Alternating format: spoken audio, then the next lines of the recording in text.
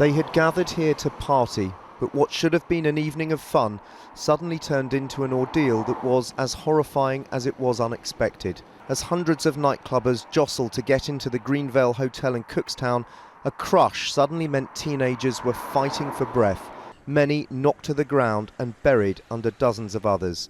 One survivor wrote a searing account on Facebook of what it was like. People were scratching, biting and grabbing anything they could to pull themselves up to breathe.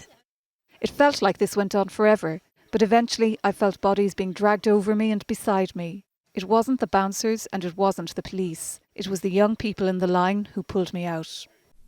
Dilton McKee was in that melee and is still trying to process what he saw. Sort of like a nightmare. Just didn't see it coming. Just for like a local place that everyone goes out to and enjoys themselves, to see that there come from that was horrible. Everyone was sort of packed in because everyone was sort of pushing in, trying to get into the Greenvale. So then, like it just sort of like once someone fell to the ground, then everyone was separated. The police were rung and everyone was just evacuated. This evening, the victims have been named as 16-year-old Connor Currie, 17-year-old Lauren Bullock, and Morgan Barnard, who's also 17.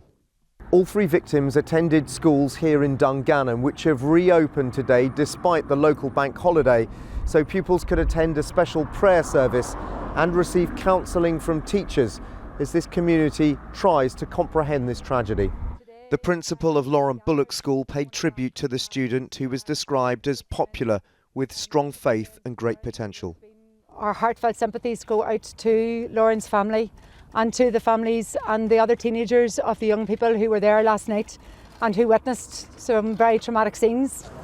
The owners of the Greenvale Hotel this evening made this statement. The management and staff are assisting the police in their investigations, and I would like to place on record our appreciation for the speedy response of the emergency services to last night's terrible events. Thank you.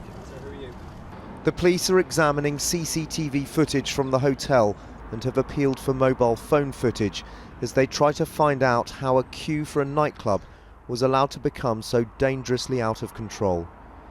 Dan Rivers, News at 10, Cookstown.